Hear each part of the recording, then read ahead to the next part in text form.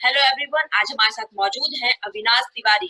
Bollywood film अभिनेता है और जिनकी हाल ही में एक फिल्म बुलबुल नेटफ्लिक्स पे रिलीज हुई है, जो काफी पॉपुलर मानी जा रही है, काफी देखी जा रही है।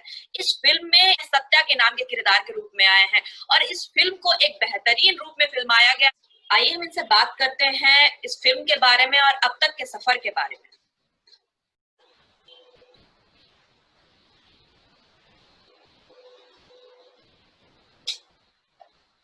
Hello Avinash, welcome to our DW channel. Hi, Kansha. How are you? Good. How are you? Very good, thank you. Avinash, आपकी अभी नई रिलीज बुलबुल मूवी आई है, कैसा रहा आपका एक्सपीरियंस इस मूवी के दौरान? बहुत मजा आया फिल्म शूट करते वक्त। जब फिल्म की स्क्रिप्ट पढ़ी थी तभी मुझे ये खबर थी कि ये काफी नया फिल्म है, काफी अनोखी फिल्म है।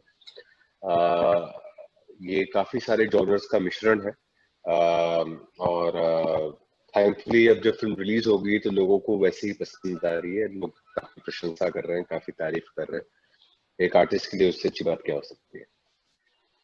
इससे पहले आपने लैला मजनू की थी, साजिद अली की लैला मजनू थी आपकी, और सेम जोड़ी सत्या और बुलबुल की जोड़ी, इसमें लैला मजनू की जो जोड़ी फिर से रिपीट। कितना अलग है आप दोनों के बीच, जो आप स्क्रीन पे होते हैं और रियल लाइफ में आप कैसे हैं?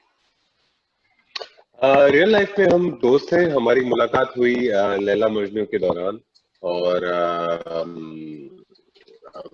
हम दोस्त बन गए। उस वक्त एकदम सब कुछ नया था दोनों के लिए, तो ऐसा लगता था दोनों खेल कूद कर रहे हैं और फिल्म बन गई। बुलबुल में थोड़ा समय हो चुका था और काफी अलग किरदार था दोनों का। जो केमिस्ट्री थी वो भी अलग थी, तो तरीका भी शूट करने का अलग था, एक अलग तरीके का प्रोसेस रहा। तो दोनों फिल्मों में प्रोसेस जो है काम करने का बदला, लेकिन दोस्ती इंटैक्ट रही। सो पर्सनल लेवल में काफी अच्छे दोस्त हैं, प्रोफेशनली हम जो काम करते हैं वो करते हैं। अच्छा अविनाश, राहुल बोस ऐसे बड़े एक्टर, मंझे कलाकार जो काफी दिनों से फिल्मी दुनिया में हैं, एक्टिव हैं, काम करते नजर आ रहे हैं, वो आपके साथ इस फिल्म में काम करते नजर आए हैं। कैसा एक्सपीरियंस रहा आपका और क्या कुछ नया रहा उनसे सीखने के लिए आपके लिए? राहुल बोस एक एक्टर हैं जिनको मैंने बचपन से एक तरीके से उनकी फिल्में देखी है। उनकी काफी फिल्में अंग्रेजी भाषा में है, इसलिए हिंदी भाषी बहुत ज्यादा उनके बारे में शायद ना जाने। या फिल्में, हिंदी फिल्में भी की उन्होंने, लेकिन उनकी खास जो फिल्में रही हैं वो अंग्रेजी भाषा में रही है। तो ग्रोइंग अप मैंने उनकी फिल्में देखी, मुझे काफी पसंद आई। मुझे आज तक याद है कि शुरू शुरू में मैं अपने एक डेट पर गया था जिसमें जो उनकी ही फिल्म थी, और मैंने उनको ये बताया भी।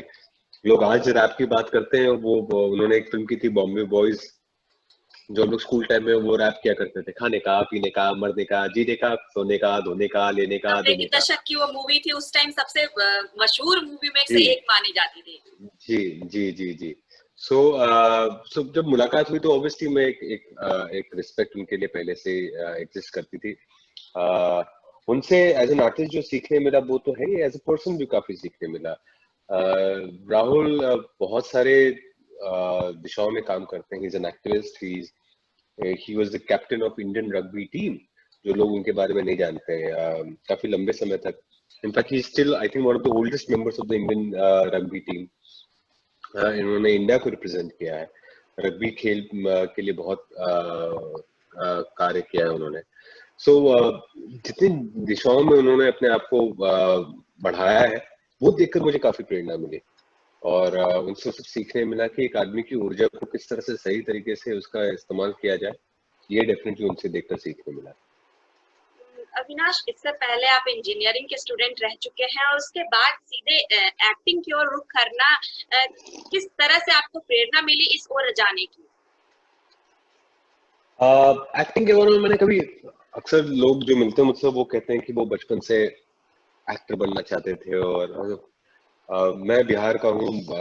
हमारे यहाँ कभी इस विषय पर चर्चा हुई नहीं और ना ही कभी इसको काफी बढ़ाया गया।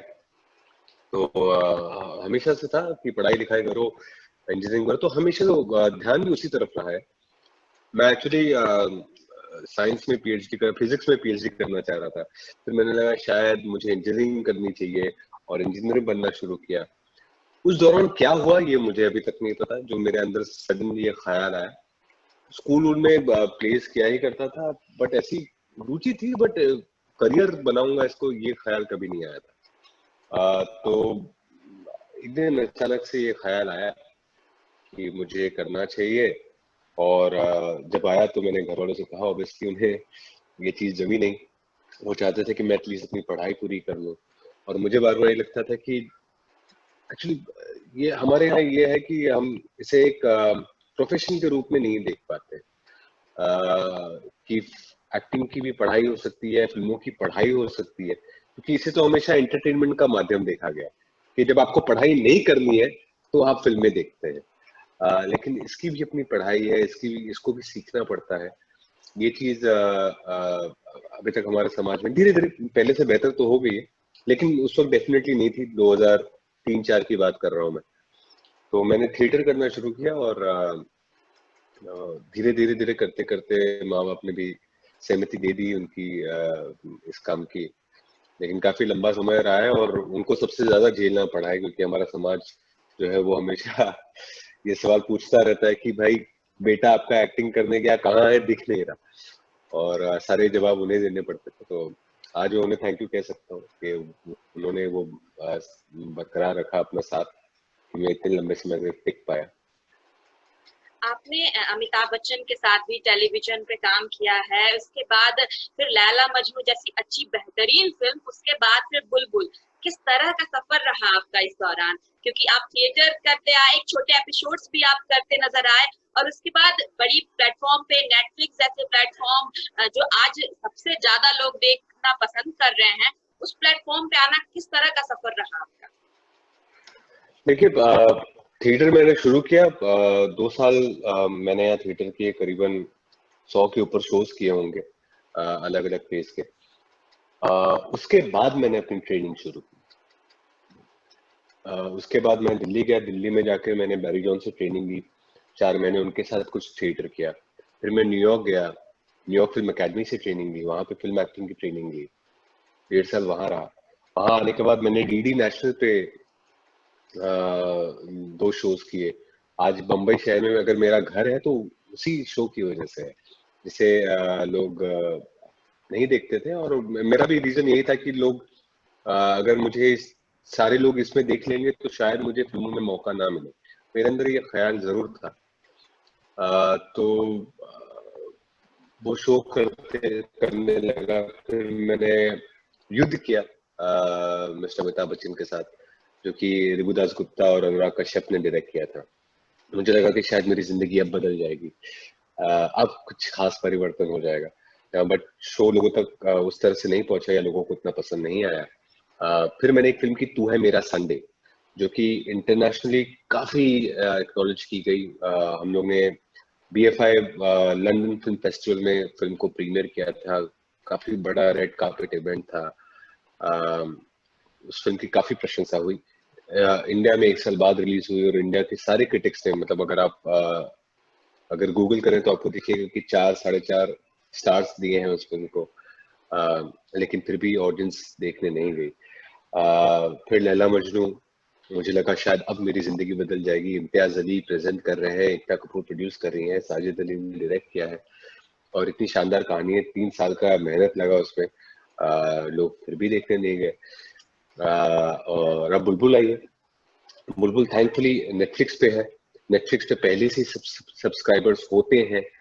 अगर फिल्म अच्छी लगती है तो लोग आगे जाके देखते हैं। तो ये जरूर फायदा है कि क्योंकि लोग पहले से हैं वहां पर, और उनके लिए फिल्म आ जा रही है तो लोगों तक पहुंच जा रही है, और लोग आकर देख रहे हैं। बिल्कुल, मेरी क्योंकि चाह फिल्म ये भी है कि काफी अच्छी है, काफी अच्छी आपने इसमें एक्टिंग की है, काफी जी अच्छा आपका ये फिल्म रहा है। लेकिन अविनाश, इससे पहले आपने घोस्ट स्टोरी की थी, और उसके जी बाद फिर ये बुलबुल जैसी सुपर नेचुरल फिल्म आप कर रहे हैं।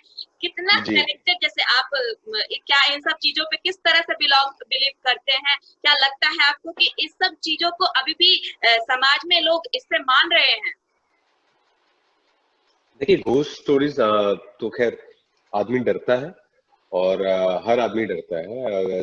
लोगों को भूत चुड़ैल से तो डर लगता ही है, और ये आज नहीं, जब से ह्यूमन सिविलाइजेशन शुरू हुआ होगा तब से लोग इतने किस्से कहानियों से डरते हैं। और ये ऐसे खत्म भी नहीं होने वाला, क्योंकि ये आंतरिक फियर है जो जो इतनी आसानी से जाएगा नहीं। घोस्ट स्टोरीज मैंने की, करण जौहर डायरेक्ट कर रहे थे। करण जौहर ने मुझे कॉल करके इनवाइट किया इस फिल्म के लिए और काम करने के लिए, तो वो मुझे करनी ही थी। और बुलबुल इतनी अलग कहानी है, इतनी नायाब कहानी, जैसे मैंने कहा कि ये हॉरर स्टोरी है नहीं। ये अगर आप फिल्म देखेंगे तो आपको पता चलेगा कि कितनी शानदार कहानी है और क्या मैसेज देती है फिल्म, इतने इंटरेस्टिंग, इंगेजिंग और एंटरटेनिंग तरीके से। आ, ये मेरी पहली फिल्म है जिसमें हर हर फैसेट को की तारीफ हुई है, चाहे वो सिनेमेटोग्राफी हो, चाहे वो परफॉर्मेंसेस हो, चाहे वो सेट डिजाइन हो, चाहे वो कॉस्ट्यूम्स हो, चाहे वो बैकग्राउंड स्कोर हो। तो इस चीज की बहुत खुशी है मुझे, बहुत प्रशंसा मिली है। मेरा पर्सनल कोई ये है नहीं, मुझे पर्सनली मुझे भूतों से बिल्कुल डर नहीं लगता। बचपन में एक दो बार लगता था। मुझे इंसानों से डर लगता है, मुझे जानवरों से डर लगता है, मुझे ऊंचाइयों से डर लगता है, मुझे पानी की गहराई से डर लगता है, लेकिन भूतों से नहीं लगता। मैंने बुलबुल कुछ देखी है। बुलबुल का जो क्रिएशन है, जो सेट का जो पूरे लाइटिंग की सिस्टम है, काफी बेहतरीन है। रेड लाइट हर वो जगह पे जहाँ पे सबसे ज्यादा इंपॉर्टेंस रखता था वहां पे नजर आई है। इस फिल्म में आपकी सबसे पसंदीदा सीन कौन सी? मेरे पसंदीदा सीन्स चलिए दो तीन मैं बता देता हूँ। एक विनोदनी और बुलबुल के बीच में जो सीन है, चुप रहना, मुझे लगता है कि वो कोर है इस फिल्म का। बहुत ही खूबसूरत काम किया है दोनों ने। पाउली दाम और कीर्ति डिमरी दोनों ने शानदार एक्टिंग की है। एक बहुत ही खूबसूरत सीन है जब इंद्रनील और बुलबुल के बीच में, जब वो वॉयलेंस है उस पूरे सीन में, बट उसको जिस तरह से फिल्माया गया है वो मुझे बहुत ही इंटरेस्टिंग और बहुत ही नया लगता है। एक और सीक्वेंस है जिसमें बुलबुल इंतजार कर रही है सत्या का, उसके इंतजार में बैठी है। उसको जिस तरह से फिल्माया गया है, जिस तरह से ना कहते हुए कुछ भी बहुत कुछ कहा गया है, वो सारी चीजें मुझे बहुत इंटरेस्टिंग लगी, बहुत नई लगी। बहुत खुशी हुई कि मैं ऐसे फिल्म का हिस्सा हूँ। अभी बॉलीवुड में नेपोटिज्म जो शब्द है काफी सुनने के लिए मिल रहा है, काफी अभी चर्चे की इस विषय के रूप में है। आप इससे कितना इत्तेफाक रखते हैं? क्या नेपोटिज्म जो है वो बॉलीवुड में नजर आ रही है? नेपोटिज्म कहाँ नजर नहीं आती? ये ये तो खैर बेकार की बात है। मुझे नेपोटिज्म हर हमारे कल्चर का एक हिस्सा है, इसमें कोई दो राय नहीं है। तो मैं इस पे कमेंट क्या करूं मुझे नहीं पता। मैं आपके ये जरूर कोई कह सकता हूँ, असली बात ये है जो इनसाइडर आउटसाइडर की कॉन्वर्सेशन चलती है आपकी कि कोई आने वाली फिल्म जिसके जो अभी अपकमिंग है उसके बारे में हमें बताइए आप। मेरी आने वाली फिल्म है the girl on the train.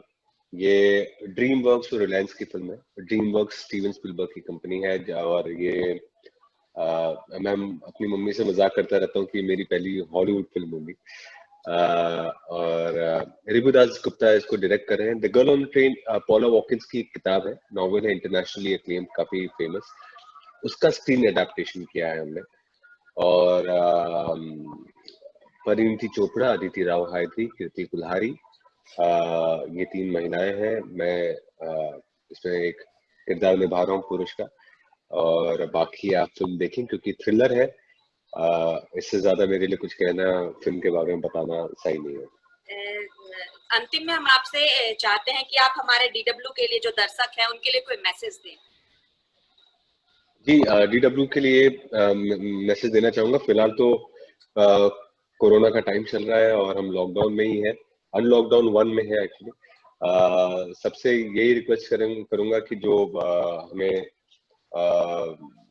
कहा गया है, जितने भी प्रिवेंशंस और जो चीजें मेंटेन करने के लिए कही गई वो जरूर करें।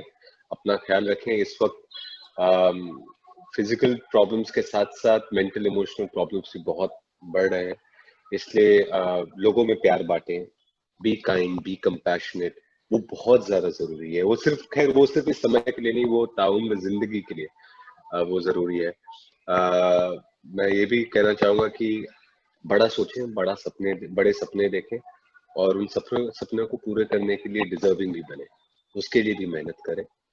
बाकी सब कुछ ऊपर वाले के हाथ में। Thank you so much Avinash हमारे साथ बात करने के लिए। Pleasure see you.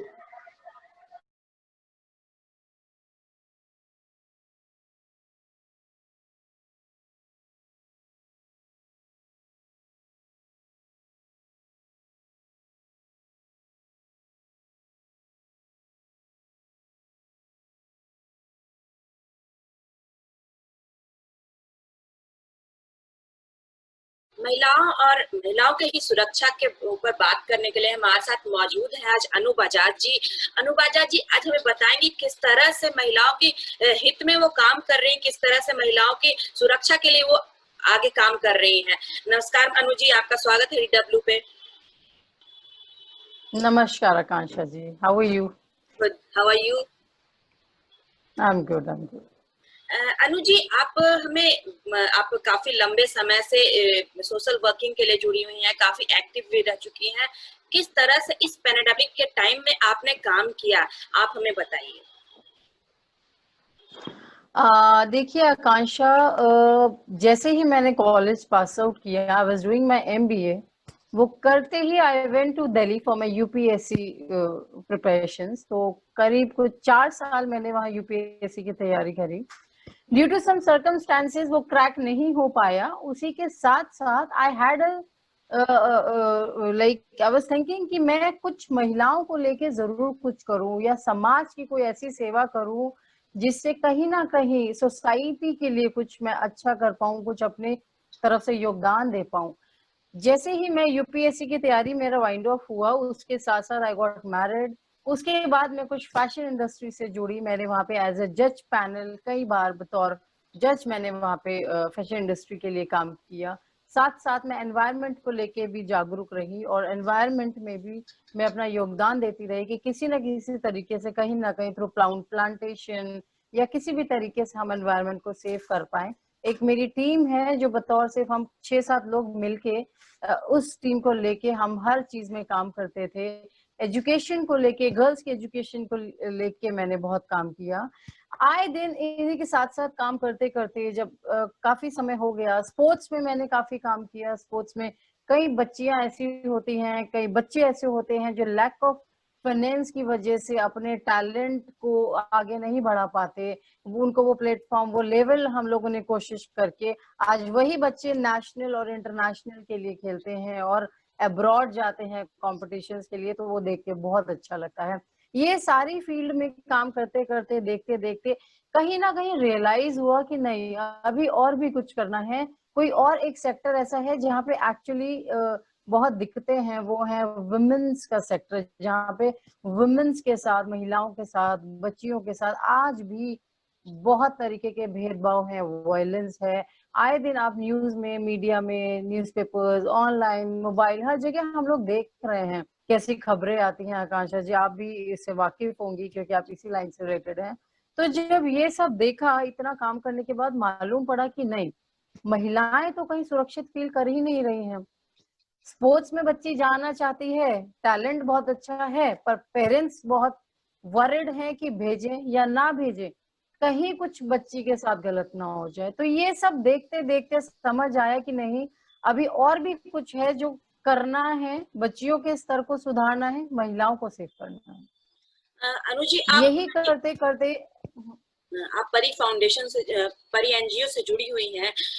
आप परी NGO के बारे में बताइए। आप यूपी के प्रेसिडेंट परी NGO में हैं, तो इसके बारे में आप हमें बताइए किस तरह से परी काम करता है, क्योंकि ये पीपल अगेंस्ट रेप विक्टिम्स के लिए काम करता है। किस तरह से ये काम करता है, हमें बताइए। राइट आकांक्षा, सबसे पहले तो मैं ये बताऊंगी कि मेरी जर्नी परी तक कैसे पहुंची। हम लोग सहारनपुर की डिस्ट्रिक्ट में रहते हैं, और कुछ, मैं बता रही हूँ बार बार आपको, कुछ 6-7 लोगों की टीम हम लोग थे जो मिलके हर लेवल पे, गांव में जाके, नुक्कड़ नाटक पे, हर तरीके से हम लोगों ने काम किया।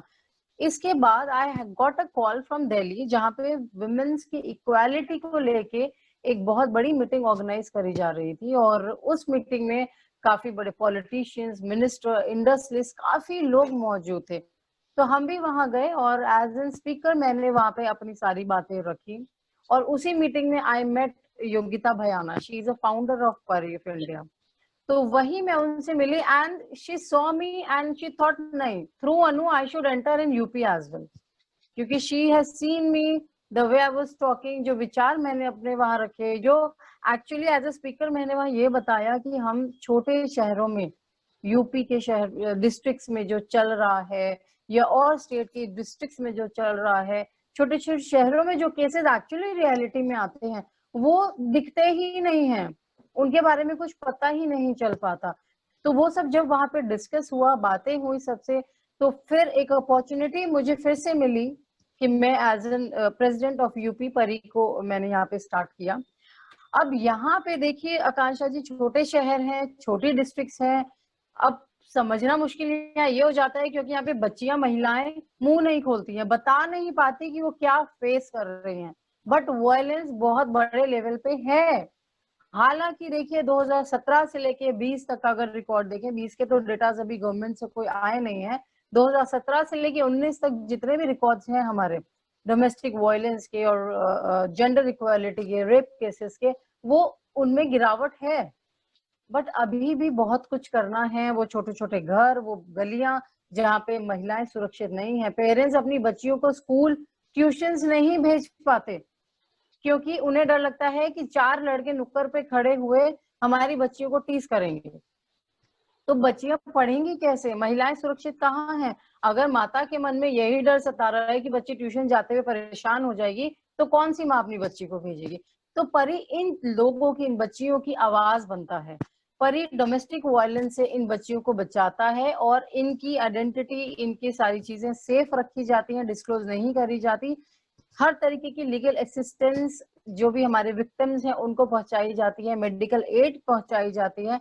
आप सभी को मालूम होगा योगिता जी, जैसे कि ये पैरोकार रही है निर्भया केस की, निर्भया के लिए इतने सालों तक ये केस चला और कितना दर्दनाक हादसा ये हुआ है। तो देखिए किस लेवल पे परी काम करता है। तो ऐसे ही हमने इसको नेशन वाइड, हर जगह, हर स्टेट में परी के लिए हमारे वॉलंटियर्स हैं जो काम कर रहे हैं। और कोविड की सिचुएशन आपके सामने पूरी है, कैसे कोविड फैल रहा है, कितनी बुरी सिचुएशन में है। इस कोविड के टाइम पे भी परी बहुत अच्छे से काम कर रहा है। इस कोविड के टाइम में परी ने क्या कुछ किया, क्योंकि अभी भी जिस तरह से अभी जो पेंडेमिक का सिचुएशन है, इसके बावजूद भी जो रेप केसेस हैं वो सामने आ रहे हैं। क्योंकि हमने अभी देखा कि उत्तर प्रदेश में चलती बस में एक महिला के साथ रेप की घटना हुई। वैसे ही मुंबई में एक कोविड अस्पताल के अंदर, कोविड सेंटर के अंदर में एक महिला के साथ, 40 वर्षीय महिला के साथ ऐसी हरकत हुई। तो लगातार ऐसी हरकतें अभी भी सामने आ रही हैं। कोविड के दौरान आप बिल्कुल किसी तरह की सुविधाएं आपको नहीं मिल पा रही हैं, लोग इकट्ठे नहीं हो पा रहे हैं, इस दौर में आप किस तरह से काम किए इसके ऊपर? बिल्कुल आकांक्षा जी, जितने भी केसेस हैं ये सब परी की नॉलेज में है, परी इनके लिए काम कर रहे हैं ऑलरेडी। हम ऑनलाइन कैंपेन्स चला रहे हैं, ऑनलाइन अवेयरनेस दे रहे हैं, और जितनी भी लीगल असिस्टेंस है या मेडिकल हेल्प है, हम लोग उन बच्चियों को, उन महिलाओं को मेडिकल एड भी दिलवा रहे हैं। हमारे वॉलंटियर्स हैं जो सारा भागदौड़ करके वहां तक, अस्पतालों तक वहां तक पहुंचाते हैं, या वकील से ऑनलाइन हम मीटिंग कराते हैं। सारी चीजें असिस्टेंस दी जा रही है। इससे बढ़कर कोविड के इस टाइम पे हमारे परी ने कई ऐसे लेबर माइग्रेंट्स हैं यूपी के, बिहार के, जो महाराष्ट्र में फंसे, जो तमिलनाडु में फंसे रहे, मुंबई में फंसे रहे, हम लोगों ने पर्सनल बसेस चलवा के उन बच्चों को घर तक पहुंचाया है। कोविड की इस महामारी के समय में भी परी इस काम में लगा रहा। कई हमारे वॉलंटियर्स गुरुद्वारेज में ऐसे हैं जिन्होंने घर घर तक खाना पहुंचाने की व्यवस्था परी के माध्यम से करी। लगातार लोगों को जो भरपेट खाना नहीं खा पा रहे थे, देखिए ये कहने की बात नहीं है, लेकिन फिर भी मैं आपको बताऊंगी कि सूखा राशन तक घरों तक लगातार पहुंचाने की व्यवस्था करी गई है।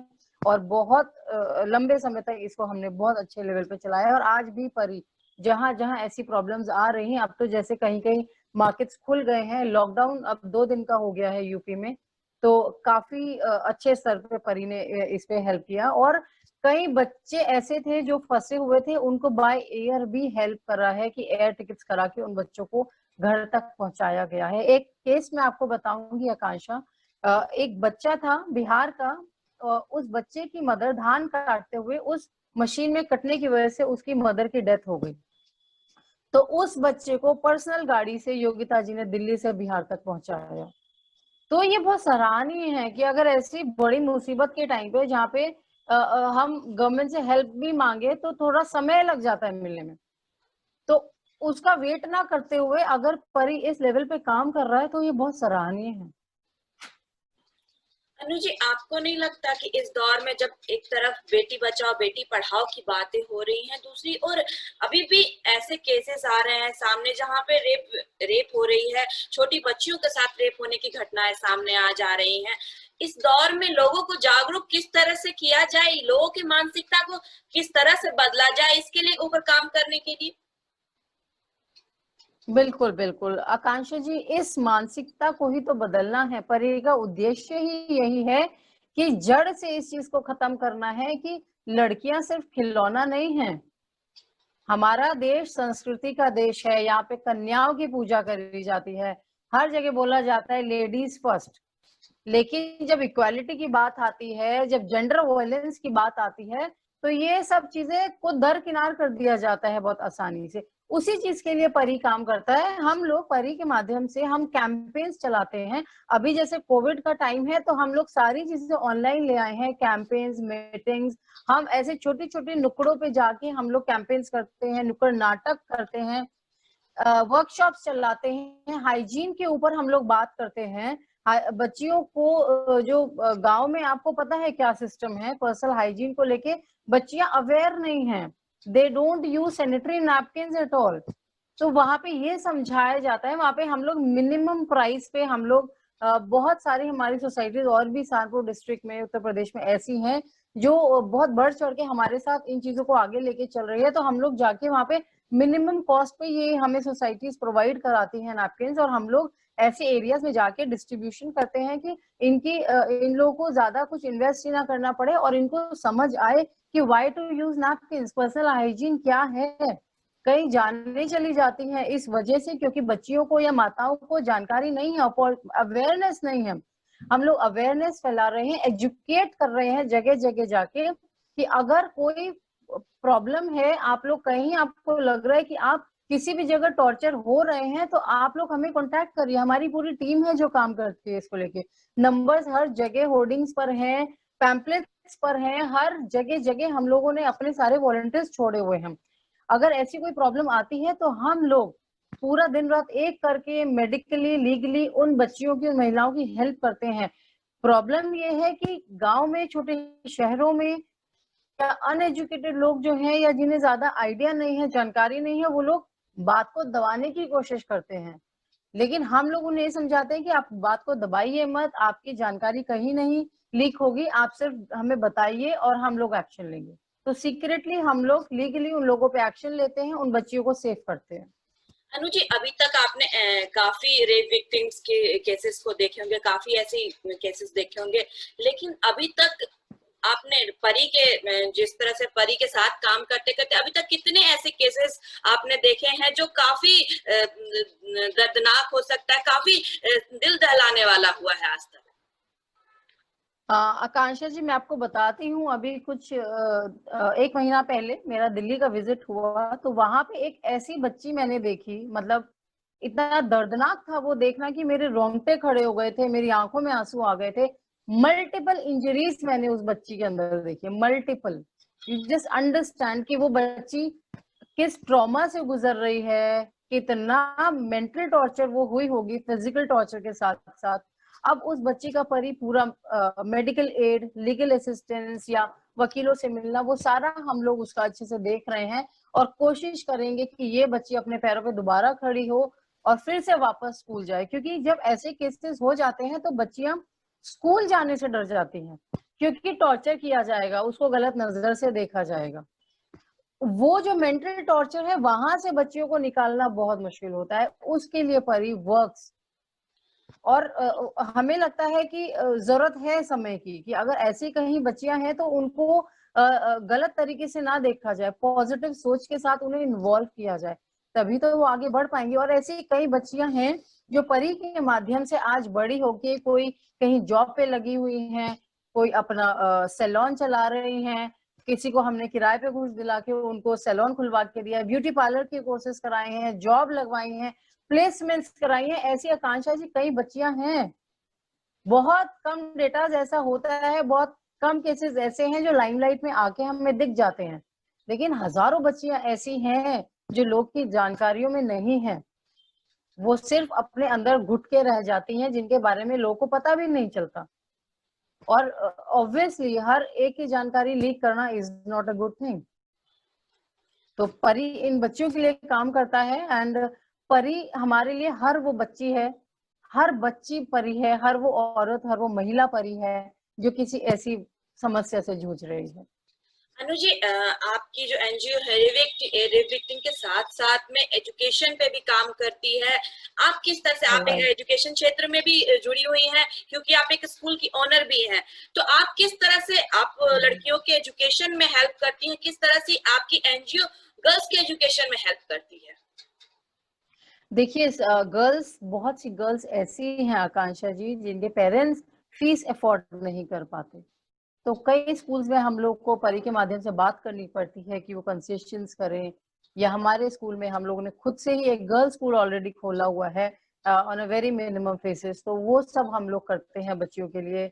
और बच्चों को हम लोग स्कूल एजुकेशन के साथ साथ हम उनको personal hygiene, how to be safe, how to be bold, civil defence के माध्यम से, पुलिस के माध्यम से हम लोग कैंपेन्स लगाते हैं स्कूल्स के अंदर, और ये जानकारी उन्हें देते हैं कि बच्चों डरना नहीं है, लाइफ बहुत बड़ी है, किसी एक हादसे से, किसी एक इंसिडेंट से, किसी एक टीजिंग से आप डर के घर नहीं बैठोगे। You have to be a fighter. आपको कोई प्रॉब्लम है आप बताइए, तो स्कूल उसको भी सॉल्व करता है। And as I am saying कि हम लोग एक गर्ल्स स्कूल रन कर रहे हैं, तो आप समझ सकते हैं कि गर्ल्स स्कूल में कितनी प्रॉब्लम्स हर दिन फेस करनी पड़ती है बच्चियों के साथ। यू अंडरस्टैंड वेरी वेल, क्योंकि बहुत बच्चे हैं जो बच्चों को फॉलो करने लग जाते हैं, कभी फोन कॉल्स करते हैं, तो यहाँ से हमें बच्चियों को सेव करना पड़ता है। एनसीसी के माध्यम से हम लोग बच्चियों को बहुत ट्रेन करते हैं, जिससे कि वो अपना सेल्फ डिफेंस करना सीखे। एनसीसी के कैंपेन्स हमारे स्कूल्स में लगते हैं, हम लोग अपने बच्चियों को एनसीसी कैडेट्स के लिए भेजते हैं, जिनका वहाँ एनरोल हो जाता है। तो बहुत सी चीजें हैं आकांक्षा जी जो स्कूल प्लेटफॉर्म पे आके हम बच्चियों को समझा पाते हैं। गांव में जैसे इलाके जो होते हैं, चाइल्ड मैरिज को लेके काफी बातें होती हैं, चाइल्ड मैरिज को लेके काफी ऐसे केसेस आते हैं जो जहाँ छोटी बच्चियों की शादी कर दी जाती है। इस मुद्दे पे आपका एनजीओ किस तरह से काम करता है? आप एक सोशल एक्टिविस्ट भी हैं, तो आप किस तरह से इसके ऊपर में काम करती हैं? बिल्कुल आकांक्षा, देखिए सबसे पहले तो child marriage is an offence, is not a good thing, legally allowed नहीं है। और आज गांव के लोग भी, छोटे शहरों के लोग भी चाहते हैं कि हमारी बच्चियां पढ़े लिखे और आगे बढ़ें, और उसके बाद हम उनकी शादी करें जब वो अपने पैरों पे खड़ी हो जाएं। अब काफी कम रेशियो में ऐसे लोग रह गए हैं। आप आकांक्षा जी, कभी अभी हमारा कोई ऐसा कैंपेन हो तो मैं आपको जरूर ये दिखाना चाहूंगी कि जिस तरीके से गरीब लोग या अनएजुकेटेड लोग, मतलब स्कूल्स में जब वो लोग आते हैं तो उनका पहला क्वेश्चन ये होता है कि जी हमें अपनी बच्ची को पढ़ाना है, हम शादी तब करेंगे जब पैरों पे खड़ी हो जाएगी। क्योंकि कहीं ना कहीं स्कूल्स, एजुकेशन, सोसाइटी में ये चीजें फैलने लग गई हैं कि एजुकेशन इज मस्ट। अब आप देखिए ना, कोविड के समय में भी कितनी बड़ी महामारी फैल रही है, लेकिन ऑनलाइन क्लासेस किसी भी स्कूल की बंद नहीं हुई है, बिकॉज क्योंकि education is the only weapon. आप एक एक दिन अपना वेस्ट करते हैं अगर आपकी क्लासेस मिस होती हैं। तो पेरेंट्स जागरूक हैं, वो पढ़ाना चाहते हैं बच्चियों को, वो अवेयर करना चाहते हैं कि नहीं, child marriage is not a right way. तो ऐसे ही हम लोग कैंपेन्स लगाते हैं, उनमें पूरा बताते हैं कि चाइल्ड एजुकेशन क्या है, गर्ल एजुकेशन क्या है, और to what age you need to get married. आपको कहाँ शादी करनी चाहिए, आपको किस समय पे करनी चाहिए, आपको first of all you need to be independent. वो सभी बच्चियां जो मैं आपको बता रही हूँ, जो हमारी विक्टिम्स हैं, हम लोगों ने उनकी शादी के लिए उनको फोकस नहीं किया कि आप ठीक हो गए हो तो आप शादी कर लो या आपकी लाइफ बेहतर हो जाएगी। हमने उन लोगों को प्लेसमेंट्स कराए काफी बड़ी बड़ी कंपनीज में, उनको जॉब्स दिलवाई हैं, उनको बिजनेस पॉइंट्स खुलवा के दिए, सोर्सेज लगाए, उनके एडमिशंस करवाए, क्योंकि परी का सिर्फ एक ही मोटिव है कि बच्चियां अपने आप को असहाय फील करके किसी और पे डिपेंड ना हो, वो अपने पैरों पे खड़ी हो और अपनी फाइट खुद लड़ पाए। हम उस लेवल पे बच्चियों को लेके जाते हैं, यही परी का उद्देश्य है और इस चीज को हमें जड़ से खत्म करना है। होप सो बहुत जल्दी हम लोग ये सुनेंगे कि इंडिया में कभी हिस्ट्री की बुक्स में आया करेगा कि कभी वो समय था कि जब डोमेस्टिक वायलेंस थे या गर्ल्स को टॉर्चर किया जाता था या जेंडर सेक्सुअल वायलेंस था।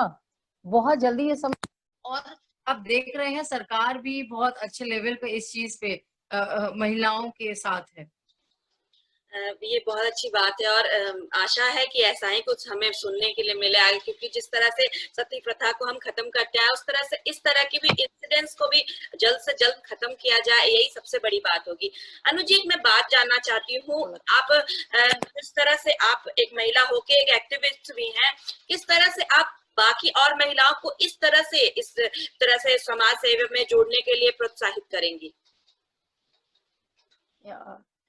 देखिए, बहुत सी महिलाएं हैं हमारी परी में जुड़ चुकी हैं इस बार, और बहुत जगहों से कॉल्स आते हैं हम लोग को, गांव से, छोटे छोटे एरिया से, शहरी इलाकों से हमें कॉल्स आते हैं कि उन्हें मालूम है कि परी जुड़ गया है और हमें इनसे जुड़ना है, क्योंकि बहुत सारे एग्जाम्पल्स उनके पास रियल हैं उनकी गली मोहल्लों के, कि अरे हमारी बच्ची जाती है तो 4 लड़के वहां खड़े होते हैं, या हमारी बच्ची जा रही थी तो किसी लड़के ने टीज किया, तो खुद से वो जुड़ना चाहती हैं। और बहुत बड़े लेवल पे हमारा कैंपेन चलता है, काफी बड़ी संस्था हमारी पूरी नेशन वाइड हो चुकी है और बहुत बच्चियां हैं जो इसमें जुड़ती जा रही हैं। वुमेन्स विक्टिम्स दूर की बात है, नॉर्मल लोग भी इनसे जुड़ते जा रहे हैं because of safety only, and they feel proud. और बहुत प्राउडली मैं आपको बताऊंगी आकांक्षा जी कि हम लोग हजारों बच्चियों को यहाँ पे सेफ कर चुके हैं, और आए दिन जो भी हमारे पास केसेस आते हैं they feel safe with us. और परी के नाम से लोग गली मोहल्लों में डरने लग गए हैं, डर बैठ गया है कि अगर ये हमने कुछ ऐसा किया तो परी की टीम ना आ जाए, मतलब हमारे ऊपर कोई एक्शन ना ले ले, तो लड़कों में ये डर बैठ गया है। एक आखिरी दरखास्त है कि आप हमारे दर्शकों को कोई संदेश दें, DW के दर्शकों को कोई संदेश दें कि किस तरह से समाज में आगे बढ़कर वो भी समाज के हित में कोई काम करें। देखिए आकांक्षा, सभी दर्शकों से मेरी गुजारिश है, एक दरख्वास्त है कि आप जिस भी एम के लिए आए हैं, जो भी आपका उद्देश्य है, देखिए समाज सेवा एक बहुत बड़ा काम है। अगर बच्चियां सेफ है, जैसा कि हमारे स्वामी विवेकानंद जी ने कहा था कि जिस देश में महिलाओं का सम्मान होता है उस देश का विकास और तरक्की जरूर होती है। तो उसी चीज पे मैं आपको बताऊंगी कि सभी दर्शक, आप सभी लोग, आप सभी का जो भी उद्देश्य है, आप सभी लोग उस उद्देश्य पे डटे रहें, टिके रहें, डरे नहीं और पीछे नहीं हटे। बहुत लोग होंगे जो सपोर्ट नहीं करेंगे, बहुत कम लोग होंगे जो सपोर्ट करेंगे, लेकिन you have to be on your goal. आप अपने ट्रैक से डगमगाए नहीं, अपनी लाइन पे चलते रहें, एक ना एक दिन आपको अपना लक्ष्य जरूर प्राप्त होगा। सो बी सेफ, स्टे हैप्पी, खुश रहिए, समाज में खुशियां रहें, सेफ्टी रहे, कोई डर ना रहे, और महिलाएं बेखौफ होके बिना डर से अपने घर से निकल पाए, ऐसा एनवायरनमेंट बनाइए आप सभी मिलके, क्योंकि अकेला कोई कुछ नहीं कर पाएगा। जरूरत है सेफ्टी की और एक टीम बिल्डिंग की। शुक्रिया हमारे साथ बात करने के लिए, thank you so much Anu ji. Thank you Akanksha जी।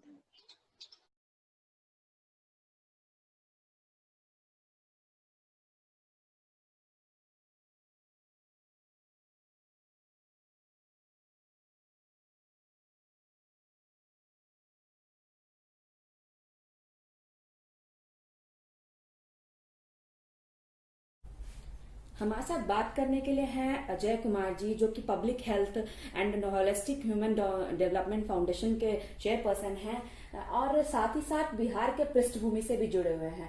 अजय जी, अभी जो बिहार की स्थिति है कोरोना के काल में, किस तरह से आप देखते हैं इसे? देखिए, विश्वव्यापी कोरोना की जो स्थिति है अंतर्राष्ट्रीय स्तर पर भयावह बनी हुई है। इसमें बिहार की स्थिति अभी और ज़्यादा भयावह हो गई, क्योंकि बिहार में शुरू से ही स्वास्थ्य सुविधाओं का बहुत अभाव रहा। इंफ्रास्ट्रक्चर है नहीं। पहले क्या होता था, लोग बीमार पड़ते थे, दिल्ली एम्स में दिखाने आते थे तो बाहर दिखा लेते थे, लेकिन एक कोरोना में आप जहाँ हैं आपको वही दिखाना है। अभी लॉकडाउन भी वहाँ पे है, ऐसे में कहीं आदमी जा भी नहीं सकता। तो इन परिस्थितियों में वहाँ स्वास्थ्य की अभी जो खबरें आ रही है और जो वस्तु स्थिति है, दोनों ही बहुत खराब है और सरकार को स्वास्थ्य पर बहुत गंभीरता के साथ ध्यान देने की जरूरत है। अजय जी, जो हम देख रहे हैं कि जब हर राज्य जहाँ पे क्वारंटाइन जो है वो टर्म स्टार्ट किया था, वहीं बिहार में हमने देखा कि नीतीश सरकार ने क्वारंटाइन को ही पूरी तरह से खत्म कर दिया, उन्होंने खत्म कर दिया। और अब देख रहे हैं कि जो स्थिति जहाँ दिल्ली कंट्रोल कर रही है, मुंबई कंट्रोल कर रही है, वहीं अब बिहार में दुगने रेट से बढ़ रही है। तो क्या लगता है आपको उस समय जो क्वारंटाइन नहीं करने का जो फैसला नीतीश कुमार के द्वारा लिया गया, मुख्यमंत्री के द्वारा लिया गया, कितनी हद तक सही है और क्या उसी का कारण आज बिहार को भुगतना पड़ रहा है? एक्चुअली उसमें दो कारण है। एक तो शुरुआत में जो माइग्रेंट लेबर्स वगैरह बिहार गए, तो शुरुआत में ऐसा हुआ था कि वो लेबर वगैरह बाहर रहे तो खतरा उतना फैलने की आशंका नहीं थी। लेकिन बाद में जब लेबरर्स वगैरह वहां पहुंचे और इन्फेक्शन होना मास लेवल पे शुरू हुआ, तो ऐसी परिस्थिति भयंकर बनी। अब सरकार वहां लॉकडाउन कर रही है, लेकिन स्थिति भयानक है और बहुत गंभीरता से इस पर विचार करने की जरूरत है। प्राइवेट हॉस्पिटल्स को इसमें लेकर के और जितना संभव हो सके लोगों को मदद पहुंचाने की इस आपात स्थिति में जरूरत है। अजय जी, आप पब्लिक हेल्थ सेक्टर से जुड़े हुए हैं, लगातार उसके साथ काम कर रहे हैं, सोशल वर्कर के रूप में भी आप काफी जाने माने जाते हैं। इस दौर में आपके द्वारा क्या कुछ इनोवेटिव, क्या कुछ नया किया गया कि बिहार के लोगों को इस जैसी महामारी से राहत मिल सके? इसमें सबसे पहले तो जो बिहार के लोग दिल्ली वगैरह में भी है और जो संपर्क करते हैं उनको यहाँ हॉस्पिटल्स वगैरह में RML, सफदरजंग या जहाँ भी होता उनकी जरूरत मदद करते हैं। प्लस बिहार में भी जो व्यवस्था है उस सीमित व्यवस्था में एम्स वगैरह, PMCH वगैरह, वहाँ लोगों को भर्ती कराने का कुछ प्रयास करते हैं, खास करके उन लोगों को अवेयरनेस के माध्यम से। और मुझे खुद भी कोरोना हो गया था तो लोगों को इस मामले में बताते हैं कि कैसे बचा सकता है, क्योंकि prevention is better than cure वाली नीति ही यहाँ पे ज्यादा कारगर होगी। क्योंकि सारे आदमी बीमार पड़ने के बाद इंफ्रास्ट्रक्चर हमारे यहाँ उतना नहीं है कि हम उनको कोप कर सकते हैं, बट अपने आप को थोड़ा प्रिवेंट करके और जो जरूरी गाइडलाइंस है, प्रोटोकॉल्स है, उसके माध्यम से थोड़ा बचा जा सकता है।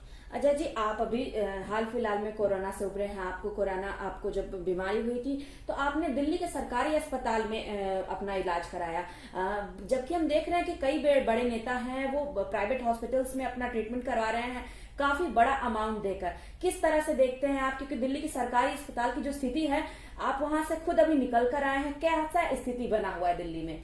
मैडम, सबसे पहले तो मैं नेता नहीं हूँ, मैं एक सरकारी कर्मचारी हूँ और थोड़ा सोशल फील्ड से जुड़ा रहता हूँ। मुझे 1 तारीख को फीवर हुआ और मैं ऑफिस जाते रहा। बाद में मुझे 8 तारीख की रात में काफ़ी वीकनेस हुआ और मैंने RML के MS मीनाक्षी भारद्वाज जी हैं, उनको मैं जानता था, तो उनको मैंने बताया कि मेरी तबीयत खराब हो रखी है। फिर जाकर के RML में एडमिट हुआ, वहाँ पे कोरोना का पॉजिटिव आया और उसके बाद 2-3 दिन के बाद हम आ गए घर। लेकिन उसके बाद मेरी स्थिति थोड़ी फिर से फीवर आने की हो गई, तो मैं सफदरजंग में गया और वहाँ पर निगेटिव होने के बाद फिर मैं आकर ठीक हुआ। जहाँ तक पब्लिक हॉस्पिटल की बात है, सरकारी हॉस्पिटल और प्राइवेट हॉस्पिटल के, इसमें 2 अंतर है। एक अंतर तो ये है कि मैं 10 दिन हॉस्पिटल में एडमिट रहा, RML और सफदरजंग मिला करके, और 10 रुपया भी खर्च नहीं हुआ। आपको आश्चर्य होगा, सेंट्रल गवर्नमेंट के हॉस्पिटल से RML और सफदरजंग दोनों में 10 दिन रहने के बाद 10 रुपया भी खर्च नहीं हुआ। जबकि प्राइवेट हॉस्पिटल में अभी हम सुन रहे हैं 6-7 लाख रुपया मिनिमम है, आपको 2-3 दिन रहने के बाद भी शायद ऐसा सुनने में आया है। तो हम जैसा एक सामान्य आदमी कहाँ से दे पाएगा पैसा? तो मैं जिंदगी में कभी भी प्राइवेट हॉस्पिटल में गया नहीं और सरकारी हॉस्पिटल में ही दिखाया। इसलिए मेरा तो ये मानना है कि पब्लिक हॉस्पिटल्स को और मजबूत होना चाहिए, ताकि इससे ही जनता का भला होगा। ठीक है, प्राइवेट सेक्टर के हॉस्पिटल्स होने चाहिए, बट जन सामान्य की आकांक्षा को पूरा करेगा तो पब्लिक हॉस्पिटल ही करेगा। इसलिए मेरा ये कल्पना भी है और जरूरत समय की जरूरत भी है कि प्रत्येक जिले में एक सुपर स्पेशलिटी हॉस्पिटल हो, सरकारी हॉस्पिटल हो, जिससे आम जन की समस्याओं का समाधान हो सके। अजय जी, हमने अभी देखा कि बिहार की जो स्थिति बनी हुई है, बिहार में ऐसे वीडियोस आए सामने कि जो हॉस्पिटल्स के अंदर जो मृत शरीर हैं, जो कोरोना से पीड़ित हैं, उनके शरीर ऐसी उनकी जो लाश है पड़ी हुई है, इसके बावजूद भी वहां पर कोई हटाने वाला नहीं है। वो तो हम एक तरफ देख रहे हैं, दूसरी ओर हम देख रहे हैं डॉक्टर्स, जो इतने अच्छे हॉस्पिटल्स के डॉक्टर्स हैं, उन सबको भी परेशानियों का सामना करना पड़ रहा है। किस तरह से आप देखते हैं, क्या बिहार की जो स्वास्थ्य व्यवस्था है उसको आपको नहीं लगता कि समय के अनुसार अब और डेवलप और बदलना चाहिए? मैडम, स्वास्थ्य व्यवस्था का जहां तक सवाल है, हमारे भारत में इसको लेकर के शुरू से ही चिंता कम है और इस विश्वव्यापी महामारी कोरोना ने ये साबित कर दिया कि स्वास्थ्य हमारी पहली प्राथमिकता होनी चाहिए। शिक्षा भी प्राथमिकता है, लेकिन आज सड़कें सूनी है, पर्यटन सूना है, आपका एविएशन सेक्टर सूना पड़ा हुआ है, तो अभी सबसे प्रमुख जरूरत क्या हो गई? स्वास्थ्य हो गई। अभी सब लोग अपने काम धंधा छोड़कर केवल हम कैसे स्वस्थ रहे इस पर विचार कर रहे हैं। तो सरकारों को भी, राज्य सरकारें हो, केंद्र सरकार हो, दोनों को मिलकर के स्वास्थ्य इंफ्रास्ट्रक्चर पर खर्च बढ़ाना होगा और सारे जिले में सुपर स्पेशलिटी हॉस्पिटल बनाना होगा। हालांकि सेंट्रल गवर्नमेंट अभी सकारात्मक हुई और मानसिक स्वास्थ्य को मौलिक अधिकार का दर्जा दिया भी, और हम तो पिछले 15 साल से इस चीज की मांग ही करें कि स्वास्थ्य मौलिक अधिकार बने, और ये अभी इसकी दिशा में सरकार को कदम उठाना चाहिए और स्वास्थ्य को मौलिक अधिकार का दर्जा दिया जाना चाहिए। एक कोरोना का सीधा संदेश है, और जब तक स्वास्थ्य मौलिक अधिकार का दर्जा नहीं मिलेगा, लोग इसी तरह दर दर भटकते रहे, चाहे वो बिहार हो, चाहे प्रदेश, देश का कोई भी हिस्सा हो। कुछ प्रदेशों में स्वास्थ्य की अच्छी व्यवस्था जरूर है, दिल्ली वगैरह में सेंट्रल गवर्नमेंट ने भी अपने टेक ओवर किया और उसके बाद स्थिति अच्छी आई, लेकिन बिहार इस मामले में अभी भी पिछड़ा हुआ है और वहां पर स्वास्थ्य के लिए ज्यादा ध्यान देने की जरूरत है। एक सवाल हटके है, बिहार से ही जुड़ा है, लेकिन हम देखते आ रहे हैं कि लंबे समय से वहाँ शिक्षा के साथ साथ स्वास्थ्य की व्यवस्था भी काफी गिरी हुई है। काफी सरकारें आ रही हैं, जा रही हैं, सब बदलाव हो रहा है, लेकिन ये तो जो मेन कड़ी है एक अच्छे समाज के लिए, उन दोनों कड़ियों में कोई बदलाव नहीं देखा जा रहा है। क्या आपको नहीं लगता कि केंद्र सरकार को आगे आकर इस जैसे जो मेन खास मुद्दे हैं उन पर काम करना चाहिए? मैडम, इसमें दो मुद्दा है। बिहार में दो तरह की प्रतिभा है। एक प्रतिभा काफी पढ़ी लिखी है और एक प्रतिभा लेबर क्लास की है, और दुर्भाग्य यह है कि दोनों प्रतिभाएं वहां से निकल जाती हैं। आप रिक्शा चलाने वाले भी बिहारी आपको मिलेंगे और IAS IPS बिहारी मिलेंगे। तो जो जिसको हम एक एलिट क्लास बोलते हैं वो भी बिहार से माइग्रेट कर गए, और जो लेबर क्लास है वो भी कर गया। तो जब तक अपनी जन्मभूमि पर रह करके और वहां की सरकारों द्वारा, राज्य सरकारों द्वारा रोजगार की योजना तैयार करके और उनको वहां पर सेटल नहीं किया जाएगा, तब तक किसी प्रदेश का ही विकास नहीं हो सकता। हम नौकरी करने बिहार से बाहर आ गए, लेकिन हम अपने घर पे जाए ही नहीं, वहां इंफ्रास्ट्रक्चर को डेवलप ही नहीं करें, तो इससे वहां के लोगों का भला नहीं होगा। इसलिए राज्य सरकारों का यह प्रथम दायित्व होना चाहिए कि योग्यता के अनुसार उनको रोजगार दे। और जब तक कि कहीं की भी सरकार है, बिहार की हो चाहे कहीं की भी हो, जब तक ये काम नहीं करेगी तब तक उस प्रदेश का भला नहीं होगा। मैं बिहार की सरकार से, आज जो भी सरकार है, आने वाली जो भी सरकारें होंगी, मैं उनसे निवेदन करूंगा कि वो ठोस रणनीति तैयार करे कि बिहार की प्रतिभा के अनुसार उनको वहां नौकरी देना चाहिए। ज्यादा जिनमें टैलेंट है वो बाहर जाएंगे, उसे हम रोक नहीं सकते, लेकिन औसतन जो वहां रहना चाहते हैं, सामान्य मध्यम वर्ग के जो अच्छे पढ़े लिखे लोग हैं, उन लोगों को रोजगार की समुचित व्यवस्था करना ये राज्यों का प्रथम कर्तव्य होना चाहिए। मैंने एक ट्वीट भी किया था कि राज्य सरकारों को अपने श्रम संसाधन और जो भौगोलिक संसाधन है, मानव संसाधन है, उनका साथ मिला करके समुचित रोजगार की व्यवस्था करनी चाहिए। ये राज्य सरकारों का प्रथम दायित्व होना चाहिए बेसिकली। अजय जी, आप स्वास्थ्य विभाग से, स्वास्थ्य सेक्टर से, हेल्थ सेक्टर से काफी दिनों से जुड़े हुए हैं, काफी लंबे समय से जुड़े हुए हैं। आज कोरोना जैसी महामारी में आज पूरा देश इससे जूझ रहा है। भारत की भी स्थिति काफी खराब हो चुकी है, 15 लाख से ऊपर केस अब पहुंचने वाले हैं, और हमने देखा कि इधर पिछले एक सप्ताह के अंदर सबसे ज्यादा बढ़ोतरी हुई है। हर दूसरे दिन 1 लाख के संख्या की जो बढ़ोतरी हो रही है। क्या आपको नहीं लगता कि भारत को अब आगे बढ़कर स्वास्थ्य के क्षेत्र के लिए काफी मेहनत, काफी काम करने की जरूरत है? जिस तरह से हम देख रहे हैं कि सेना के क्षेत्र में हो या रक्षा के क्षेत्र में, हर तरफ भारत काम कर रहा है, अब स्वास्थ्य के क्षेत्र में भी आगे बढ़कर भारत काम करे। निश्चित रूप से मैडम, इसीलिए मैंने बताया कि स्वास्थ्य के क्षेत्र में कोरोना का एक ही संदेश है, भारत को स्वास्थ्य के क्षेत्र में लीड लेना पड़ेगा। और स्वास्थ्य को मौलिक अधिकार बनाना पड़ेगा। इसके लिए बजट में भी प्रोविजन खर्च बढ़ाने का करना होगा और राज्य सरकारों से मिलकर, चूंकि अभी ये स्टेट का सब्जेक्ट है और आपको जानकर खुशी होगी कि जो 15th फाइनेंस कमीशन है उन्होंने रिकमेंड किया है कि स्वास्थ्य को स्टेट से निकाल करके कंकरेंट लिस्ट में डाला जाए ताकि केंद्र सरकार इस पे कानून बनाए।